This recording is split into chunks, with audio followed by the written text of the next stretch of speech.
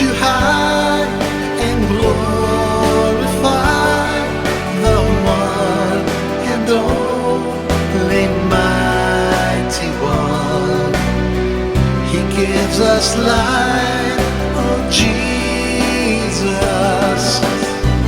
His living word in us is really living.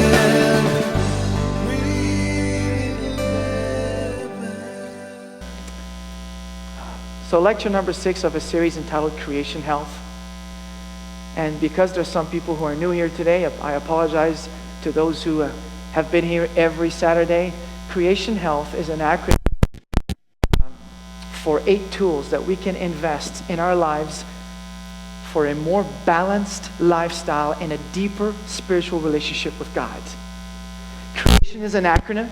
C for choice, R for rest, E for environment, A for activity, for trust, and I for interpersonal relationships.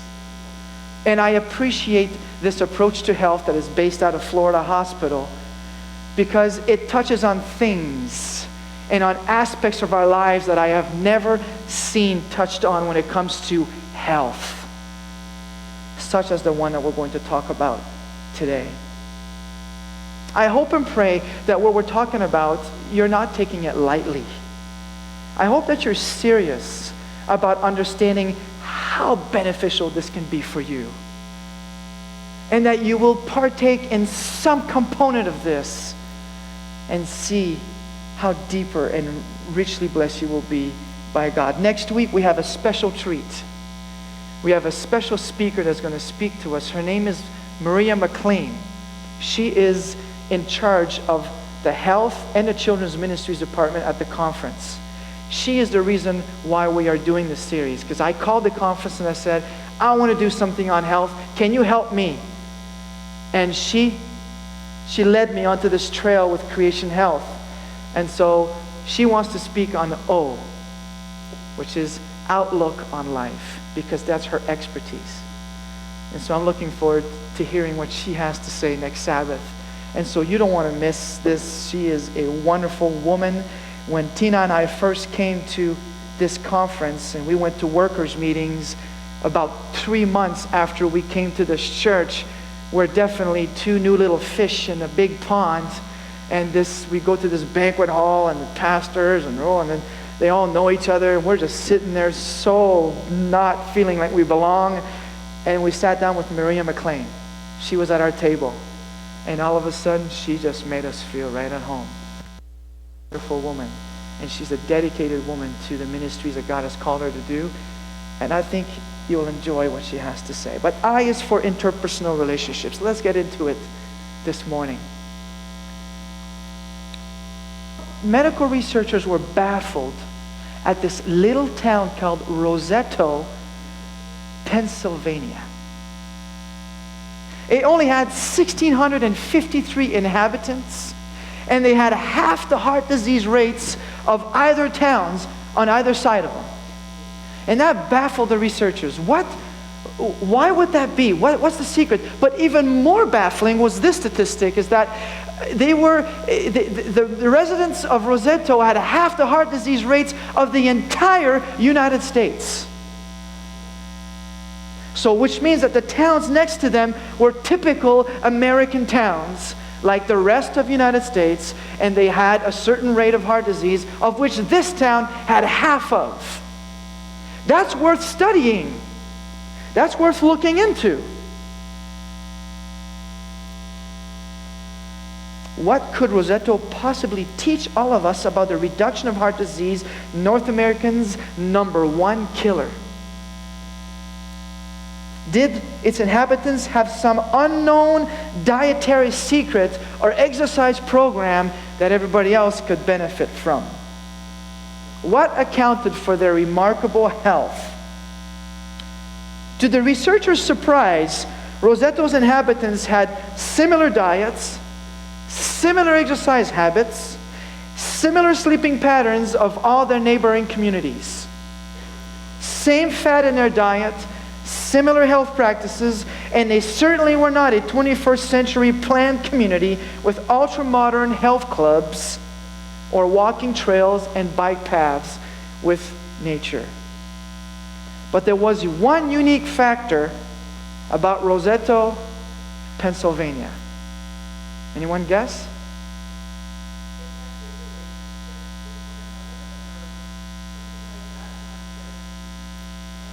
You listen well. I mean, the title of the sermon is Interpersonal Relationships, right? Yeah. So you're good at reasoning. And indeed, it was a town of Italian immigrants with extremely close social ties.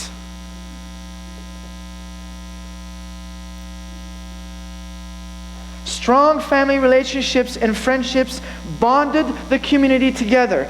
Parents spent unusual amount of time with their children. The extended family played a major role in people's lives.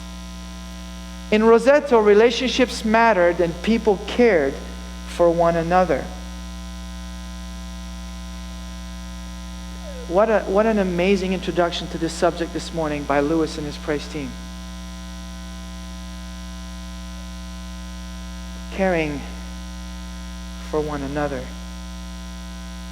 Dr. Stuart Wolf's groundbreaking research, he's the one that did this research on Roseto and why relationships are so important, was published in his remarkable book called The Power of Clan, in which Dr. Wolf telling statements. He says, people are nourished by other people. Close-knit relationships are better predictors of healthy hearts than low serum cholesterol. An isolated individual may be overwhelmed by the problems of everyday life. The sense of being supported reduces stress, and the disease stress engenders. Is this a new revelation to you? Now, we kind of know this, don't we? Some of us might have experienced loneliness at one time and then been supported by someone or been encouraged by someone, or got a phone call or a text or an email or someone asking you for forgiveness or vice versa. Those mending of relationships does something to our hearts. In as much as a breaking of a relationship really, really affects the heart too. Relationships matter. Now here's the remarkable thing about Roseto, Pennsylvania. In the last 10 years, Roseto, Pennsylvania has dramatically changed. People have moved away. People have moved in. People have gotten busy with their lives. People have become wealthier, have developed different values. The town has largely lost its unique character. It has become more of a melting pot. And you've guessed it. The character of the community has changed, and its heart attack rates have shot up to be equal with the rest of the country.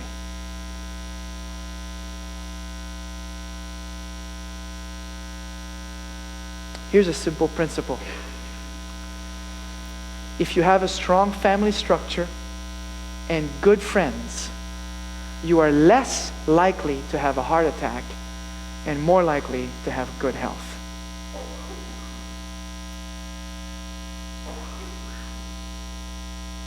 Dr. Dean Ornish makes this significant observation in his book. He says, love and intimacy are at the root of what makes us sick and what makes us well. What causes us sadness and what causes us happiness. What makes us suffer and what leads us to healing. If a new drug had the same impact as love and intimacy, virtually every doctor in the country would be recommending it for their patients. It would be a malpractice not to prescribe it. Yet, with few exceptions, we doctors do not learn much about the healing power of love and intimacy and transformation in our medical training.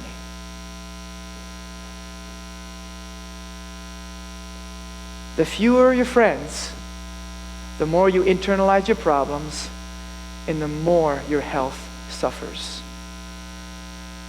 Sometimes friends will be a soundboard, and you'll share something with them and they'll sympathize with you, and sometimes they'll correct you. But that's true friendship. That's what we need to do with one another.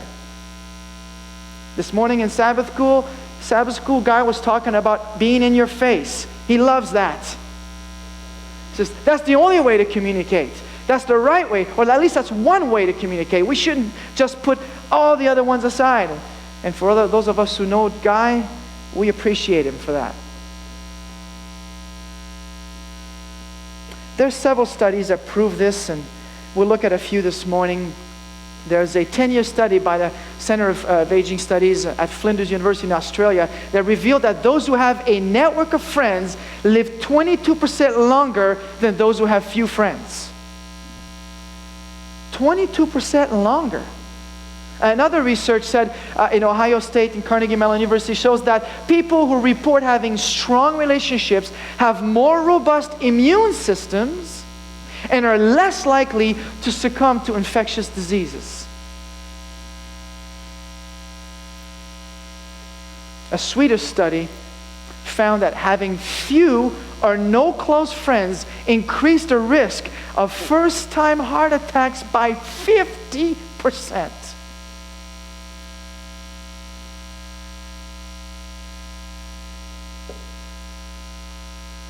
Good friends are good for the heart. Notice it says good friends. Not just friends. Good friends are good for the heart. One last study in Buffalo, that's just close to home, so in New York, it found that individuals with the fewest social ties were most likely to suffer from anxiety and depression and develop heart disease. And depression and anxiety itself is a disease that pushes people away from people. It feeds itself. I've been to Buffalo. I can see why people get depressed.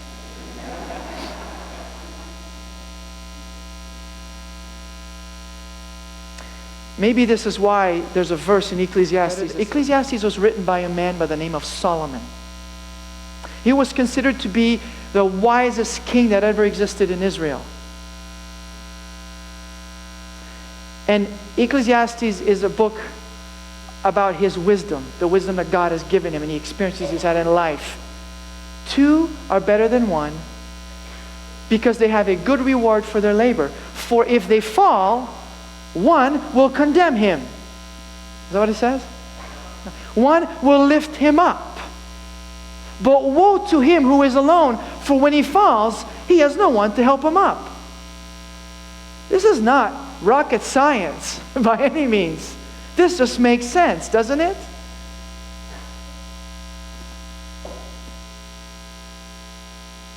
Here's another verse that is also full of meaning. It's found in Proverbs. A man who has friends must himself be friendly.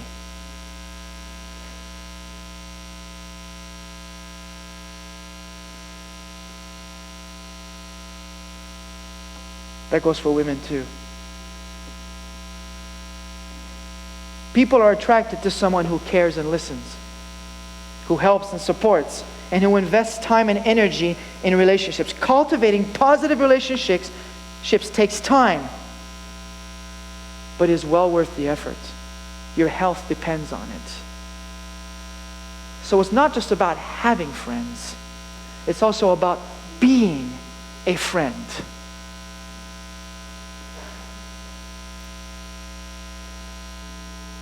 I've had people who will go visit another church from this church. And they'll come back and they'll tell me, Francis, this is an awesome church, you know, and I went to this other church and people were so unfriendly. The first thing I ask them is, did you go up and say hi to someone? No, I'm the guest. They need to come to me. I said, well, that's a problem. You don't understand what friendliness is about.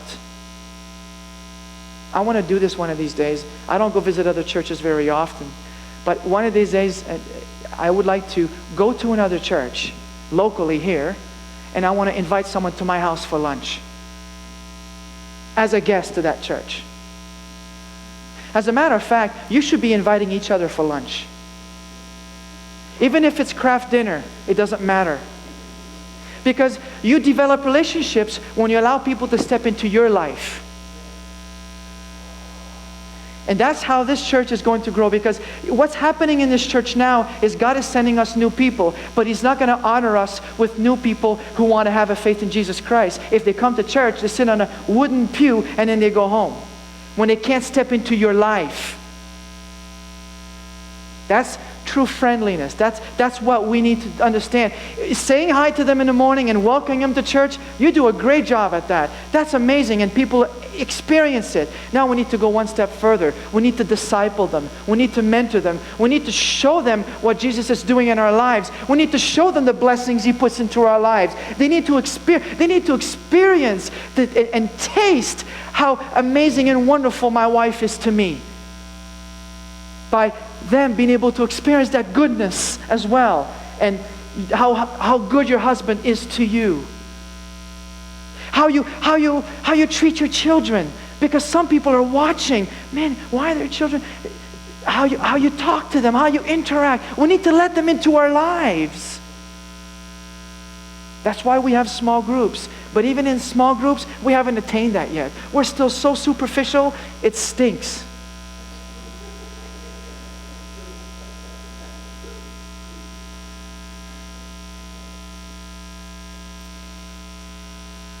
In this day and age, as you've listened to what I've been saying, you might be wondering if you'll ever be healthy. Life just hasn't been friendly to you. You're alone. Perhaps you were once married, and you've lost your loved one to old age or a disease that simply took them away way too early. And you'll ask yourself if you'll ever find a friend again. This is where I believe church comes in. Churches are not just buildings and beliefs. They're a place where you can come as you are and learn to see Jesus as He is through the people who mingle. I believe church should be on every doctor's prescription pad. Instead of saying, take 2 of these and call me in the morning, go to this church and you'll never call me again.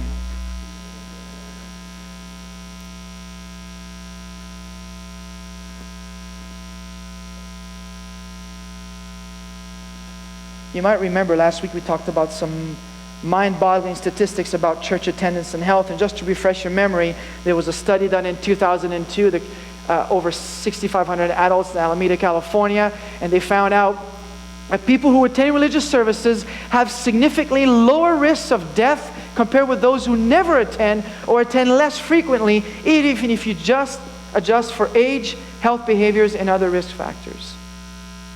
There's a spiritual component, a divine influence from the Holy Spirit that will influence you, but there's also that fellowship that we get when we meet with one another. Those deeper friendships that we establish with one another. This vulnerability and this authenticity that we create within one another. And you know, sometimes we think that we can actually hide who we really are. People can really see anyways. Another study, just 2, this was based out of the University of Texas. Life expectancy in church attendance, those who attend weekly lived 82 years, less than a week 79, and then non-attending 75.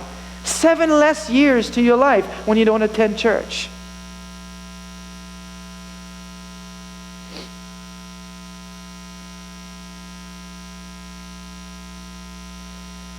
There's also another Bible verse that helps us to better understand the value of building friendships within a spiritual context. It's found in Hebrews 10. And I'm wondering does anybody here have like the New Living Translation or something like that? One of those heretic versions? That's my running joke. It's getting boring.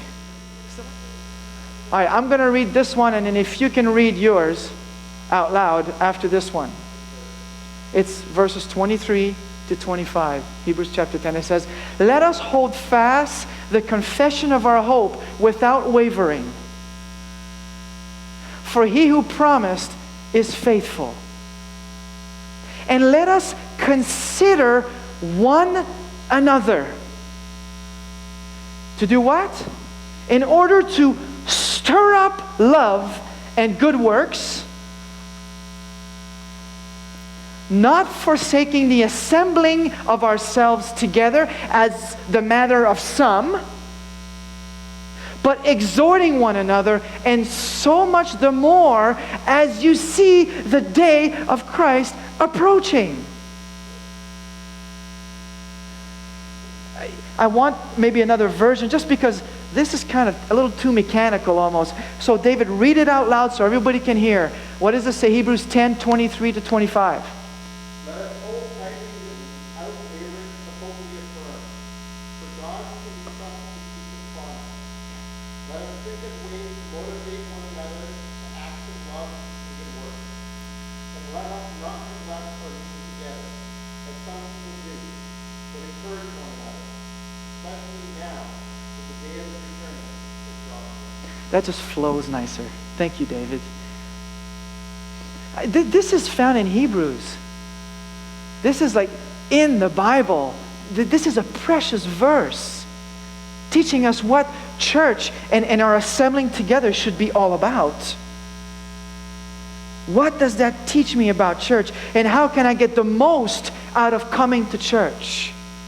Well, the first component is, it says, consider one another.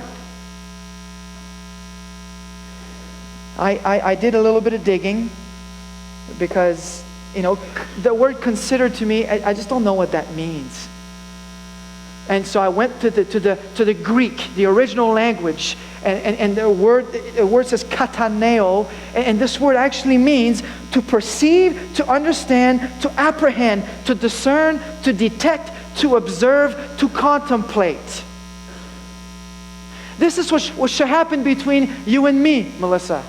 Between you and me, Loida. Between Linda and Elsie. Between Barb and Mario. Between David and Lauren. And between James and Christina. You should be perceiving, understanding, apprehending, discerning, detecting, observing and contemplating one another.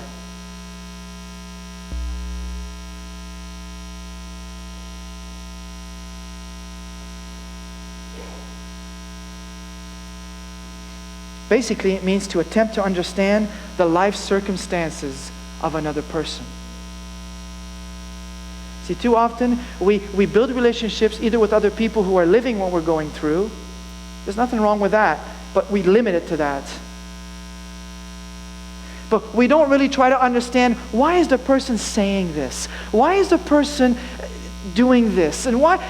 Let me try to understand who this person is, because perhaps if I understood, then perhaps I wouldn't be so judgmental towards them. Or perhaps I would be able to learn how to better run my life. But instead, we don't consider, we just look. We don't observe, we don't discern, we don't apprehend. Either because we're just too happy with our life, we want to stay the way we are, or we just think that it's horrible to be like that other person. It means to try to understand why someone does and says what they do. It means to think of others as better than ourselves. It means don't ever, ever, ever think about something, about someone, without first talking to them. There is too much gossip going on, and then people build opinions about people based on what other people say. And then our behavior is based on that gossip, never speaking to the person about whom we gossip. And we do injustice to those people because other people hear what we say. And often what we say is not true. It's based on how we feel. If only we would consider one another and talk to one another, there would be no problems at all. Whether it's in our families, in our relationships, in the church, at work.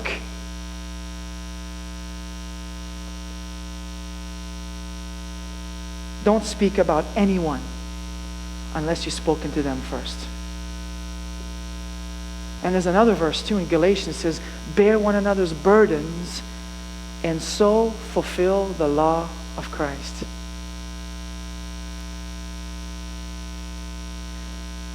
So, what's the law of Christ? Right? The law of Christ is love one another. Love God with all your heart, your soul, your mind, and love one another as yourself. Love your neighbor as yourself. Which is basically envelopes the 10 Commandments, doesn't it? The first 4 are about loving God, and the last 6 are about your neighbor. Don't covet, don't steal, don't lie, don't murder, honor your mom and dad. The law of God is love. The law of God is His character. And if we want to be able to obey the law of God, we have to bear one another's burdens. It's full circle. It's full circle. Someone once said, anyone wrapped up in themselves is a very small package. And it's true. It's true. A community of faith enables us to relate on a level of unselfish concern for one another. The attitude of consideration for another is healthful for the one who shares his life with another and the one who receives the selfless sharing. What about stir up love? Well, I had to dig a little bit too again. What does that mean? The Greek word for stir, I'm not going to tell you what it is because I can't even pronounce it, but it means to provoke or to incite. Whoa. Your interaction with other people will cause them to love.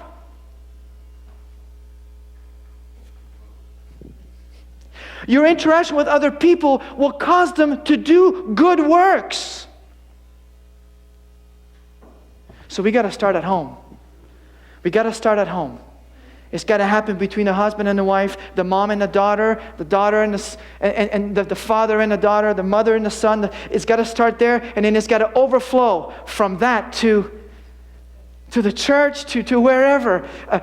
If you interact with people, are they inspired to love more? Or are they inspired to fight? Are they inspired to divide? Or are they inspired to unite? When you interact with people, are you contagious enough that they want to do the good things that you do? Or do they just want to live a wicked life like you? This is an amazing way to live.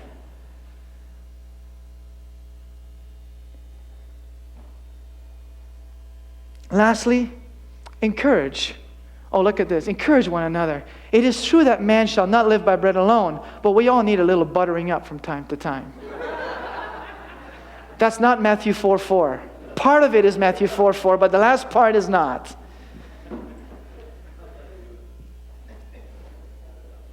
We all need a little buttering up once in a while. You know, Pastor Arthur captured these words in a very interesting. He says, flatter me, and I may not believe you. Criticize me, and I may not like you. Ignore me, I may not forgive you. Encourage me, I won't forget you. But if you love me, I may be forced to love you.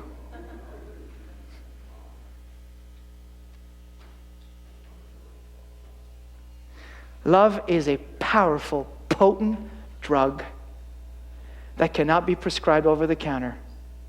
But it is given freely to you if you accept to be a friend with Jesus.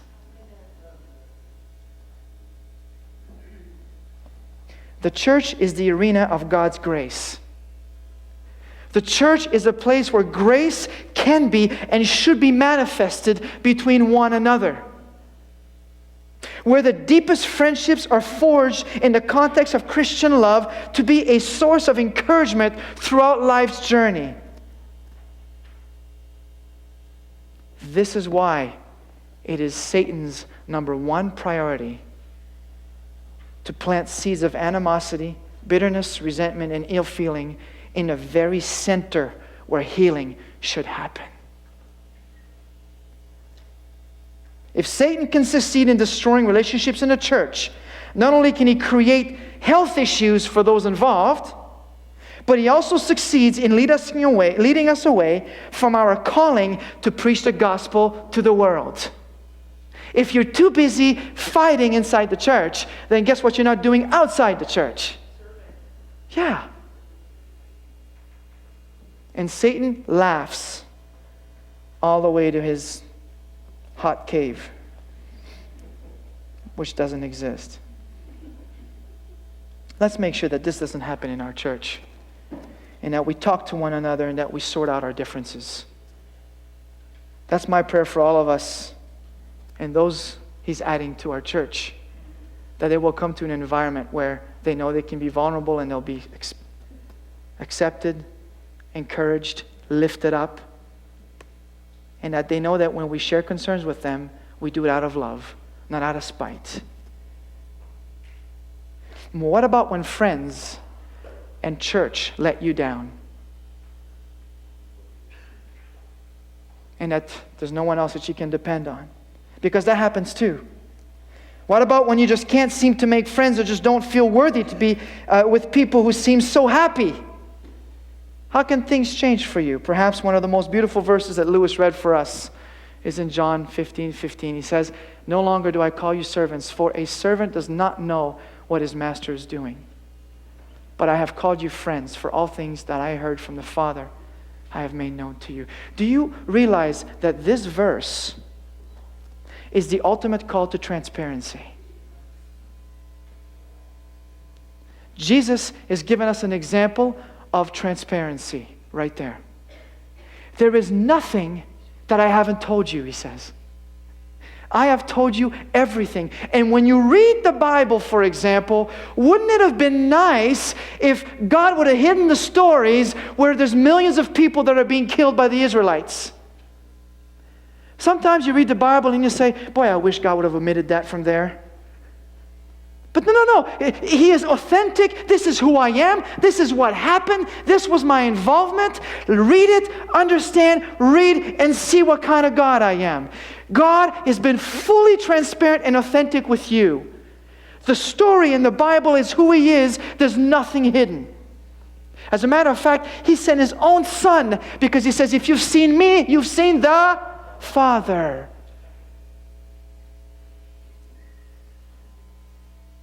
Ultimate transparency from Jesus and God Himself is the example that He wants us to live here on this earth. John 15:15.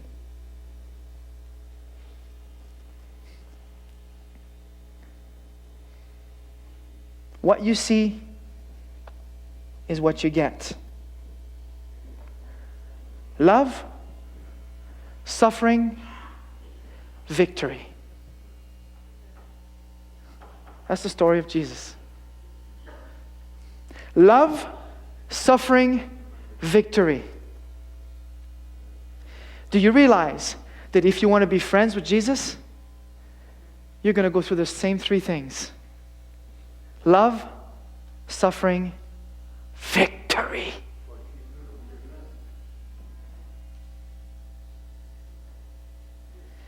If you don't want those things, you can't be Jesus' friend.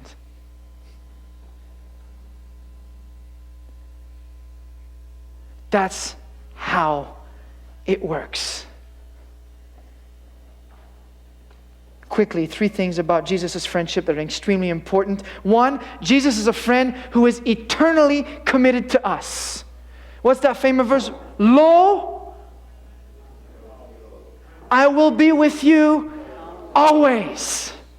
That was a promise that He gave to His disciples in Matthew chapter 28, just before He left them. Remember that famous equation that Dr. Walsh gave us? Presence plus awareness equals transformation. And what we want to do is we want to do presence plus transformation equals awareness. That's not how it works. You have to know that God is with you always. Then you have to get to know Him, and then you're transformed. He will never let you go. It doesn't matter what you do.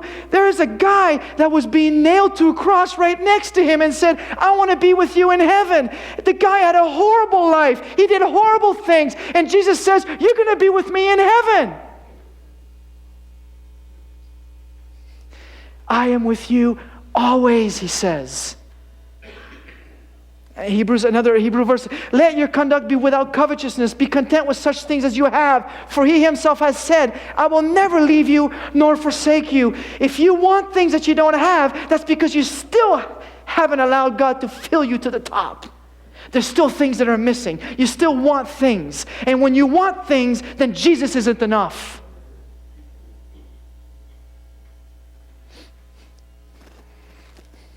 I remember a pastor telling me that once.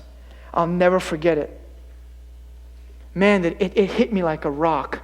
I said, Pastor, my wife has left me and I have sexual needs. He goes, Jesus is enough.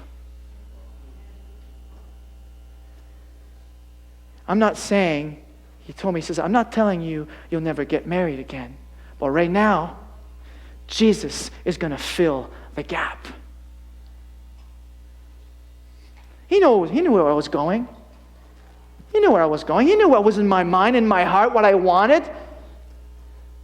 And when those desires come, I remember what the pastor said, Jesus is enough.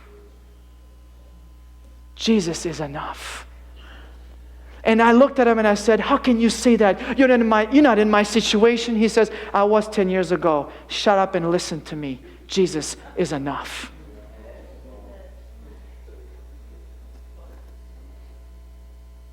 And I shut up. Because he was right. When people are right, we'll try, but. That was a true friend, by the way. That's a true friend right there. Well, Francis, I understand your needs. Maybe you can do this. Maybe, no. Jesus is enough. And then he called me and he encouraged me. He prayed with me.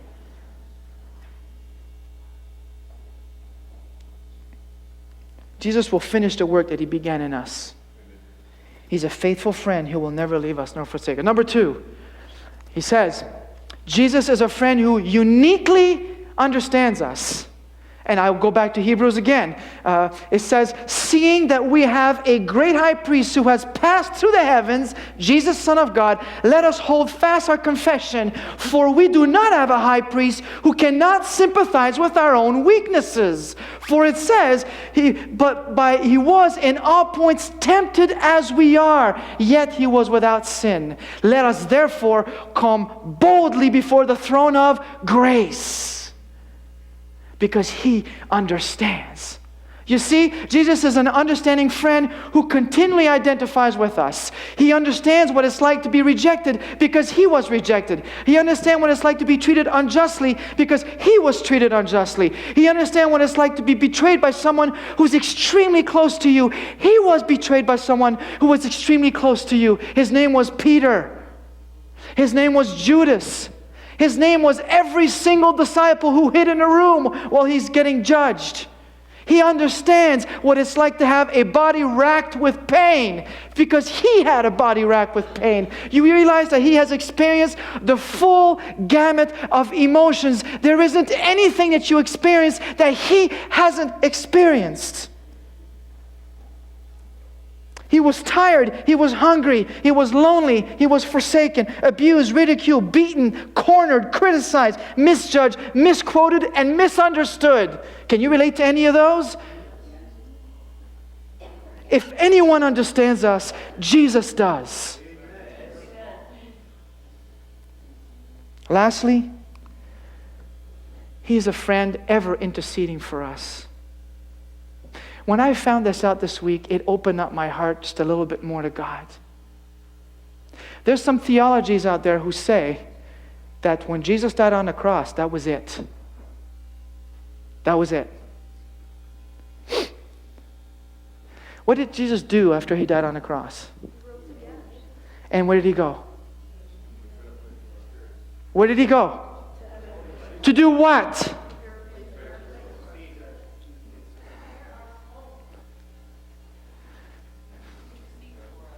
Aha. Let's read this verse together. Therefore, he is also able to save to the uttermost those who come to God through him, since he always lives to make intercession for us. When Jesus died on the cross, the Bible says that he went to heaven to sit on a cloud, to have a bowl of grapes and two beautiful angels playing the harp. See, when Jesus went to heaven, he went so he can continue to work for you, to intercede for you, and you, Francis, and me, and Jillian. He is continually thinking about you now. His work is not finished. He is interceding for you and I. He is waiting for that close of probation, that time where he'll be able to come and take his people home. And until that time, he shall not rest. He continues to labor for you. He continues to intercede for you. He continues to think about you day and night. That's what he does right now. That's the beauty of understanding the heavenly sanctuary system. It's not over. Has the victory been won? Yes. Has every heart been won? No. He continues to intercede for every sinner who will boldly come before the throne of grace and confess their sins and give their heart to him. And until he decides that that's done and that everybody's had the rightful chance, he will not come back, and you'll continue to work overtime without pay. His pay is you sitting next to him singing songs of glory. That's his pay. That's his reward, to be back with you and me. That's what he longs for. That's what he lives for. He is a friend ever interceding for us. Jesus' friendship is not a replacement for our human relationships. That's the slide with the girl reading the Bible, by the way.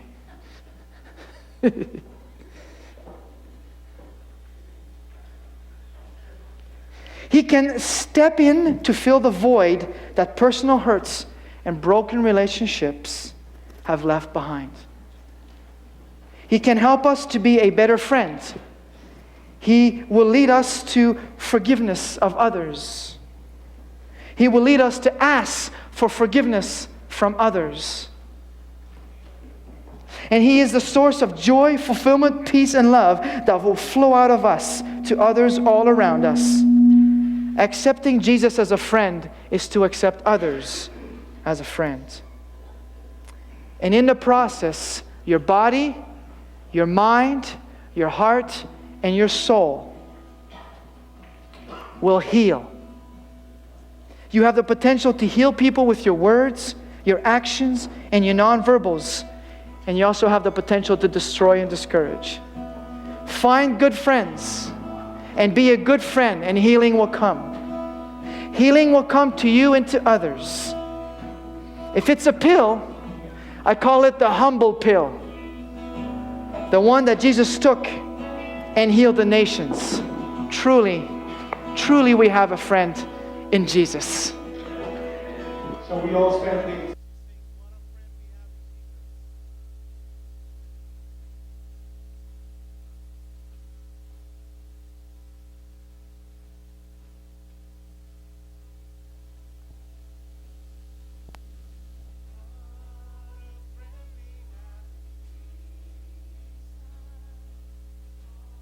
All our sins and griefs to bear. What a privilege to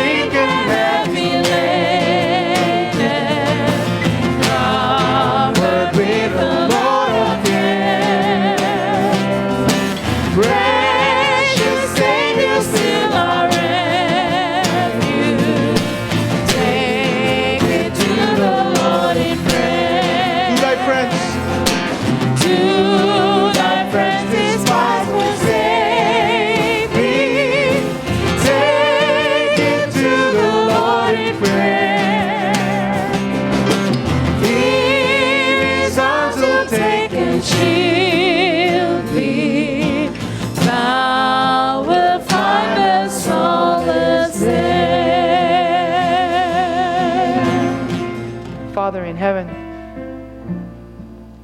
we've understood today that, well, I think that we all, if we're willing to admit that we all need some healing in our hearts and our lives.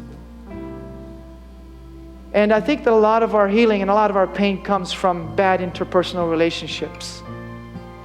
Whether it's past relationships where we've been hurt, or we think that we've been hurt, or we think that people think things about us. God, we are causing ourselves so much pain. Stress, anxiety, heart attacks, skin diseases, all kinds of things come from stress. Stress that sometimes could be avoided if only we would humble ourselves before one another. So God, this morning I want to pray that I can be a true friend. I can be a true friend to every single member of this church and friend of this church, every single person in this community. And I pray that you will do the same for every member of this church and every friend of this church. That God, we will understand that to be a friend of yours is to be a friend with everyone else. And then to be a friend is to be like you, humble, loving unconditionally, and accepting others as they are. Teach us, Father. Teach us to love. Be with us as we go away today. Bless us. May we continue to invest in our health. And may we continue to be more like you. Give us a deeper understanding of who you are. In your name I pray. Amen.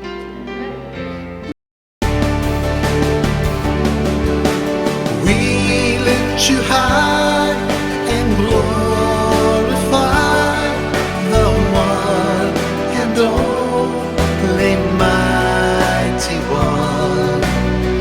He gives us life.